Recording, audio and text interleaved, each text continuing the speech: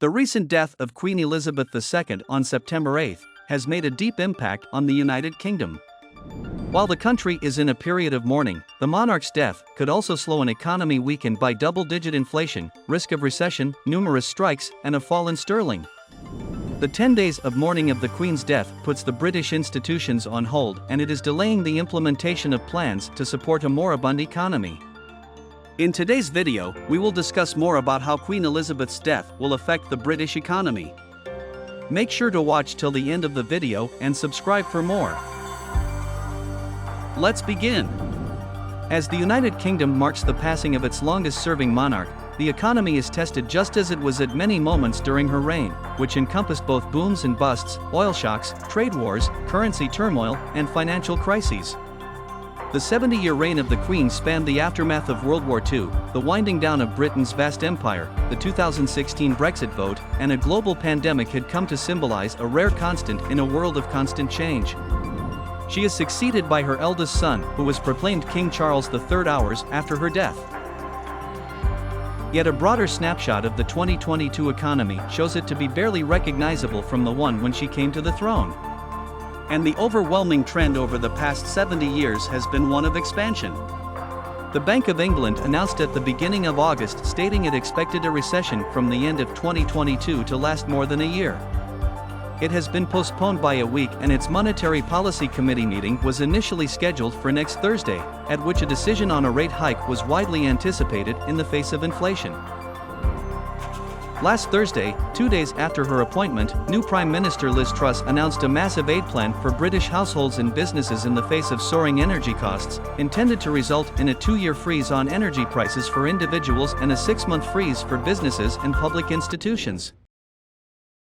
Her passing will be marked as a period of solemn ceremony, in which no government announcements will be made until after her funeral, which will be observed with a public holiday for approximately 10 days, considered the 10-day mourning period for the Queen. The Bank of England has also postponed its monetary policy meeting by a week. Across London, corporate and diplomatic meetings were cancelled, while some major stores and theme parks shut down as organizations struggled to find the right response to the death of a monarch for the first time in Britain in 70 years. Now, if you notice, almost all the plans and decisions are being made, and this has been overwhelming knowing how the Queen's death has been causing all the shifts and changes right now in the United Kingdom. Let us now dive deeper and take a closer look at how the economy will be affected during this period of mourning. Suspension of normal politics. The suspension of normal politics has begun. Just days after the United Kingdom installed its new Prime Minister Liz Truss, who was appointed by the Queen herself last Tuesday in her final act of public service. Truss enters 10 Downing Street at a time of unique flux for Britain, inheriting a country saddled with its worst economic outlook in years, a deepening energy crisis, and increased inequality. Hours before the Queen's death, Truss set to work recapitulating and preparing her plans to combat the cost of living crisis, unveiling a broad stimulus package designed to help Brits with energy bills, which have soared following Russia's war in Ukraine. The Treasury has stated that the package, which is set to cost over £100 billion, will lower peak inflation by 4 to 5 percentage points. However, economists have warned that the move could complicate the Bank of England's already mammoth task of curbing record-high prices by urging spending on goods and wages. Last month, the Kingdom's central bank delivered its biggest rate hike in 27 years, raising the benchmark to 1.75% in a bid to bring down inflation, which is currently the highest among G7 nations at 10.1%. Investors had widely expected a further 50 basis point hike when the BoE next meets, but some now say it will be forced to lift rates higher and more quickly. Rising recessionary risks. Of course, the uncertain outlook comes as the country faces rising recessionary risks.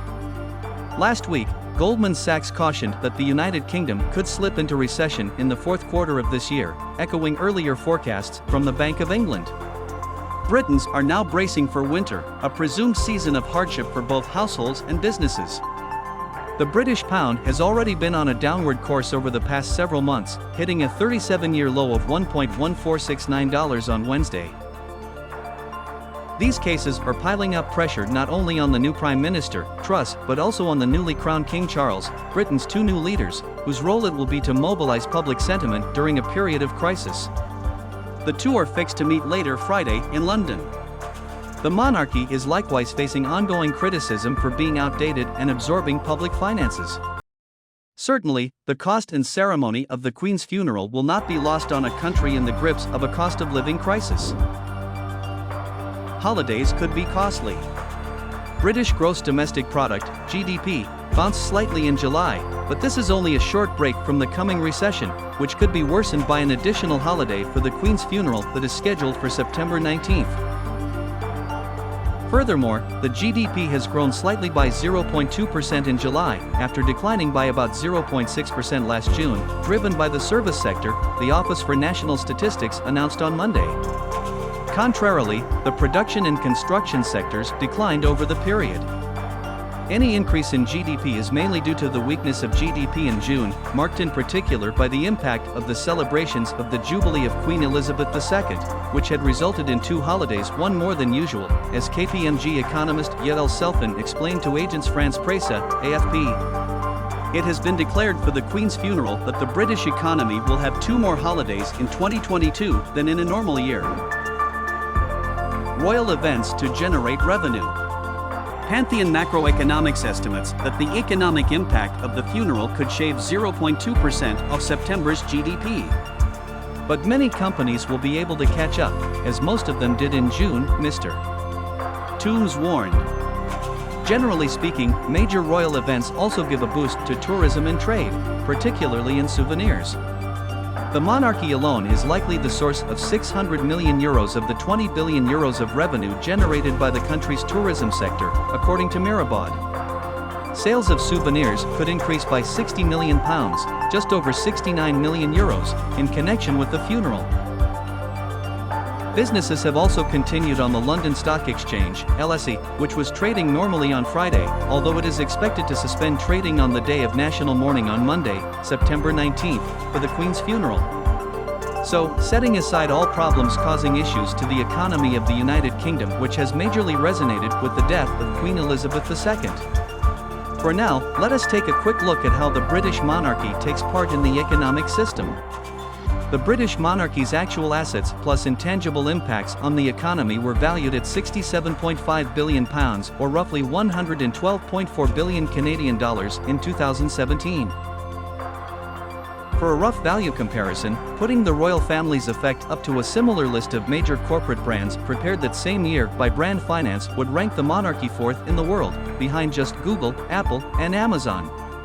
While the average annual cost for taxpayers to upkeep the royals comes in around £500 million a year, $700 Canadian dollars to $750 million, Brand Finance estimates the monarchy's brand contributes £2.5 billion, $3.7 billion Canadian dollars, to the British economy each year. The economy is being tested at this time of the year. It is now under the power of the newly appointed leaders, how they will handle such problems that have greatly affected the economy of the United Kingdom. As Scarlett Smith says, in the formal transition of power lies the British monarchy's greatest test yet to come. What do you think of these major transitions and effects in the United Kingdom? Do let us know in the comments below. Thank you for watching. Don't forget to hit like and subscribe, it helps us a ton. See you on the next video.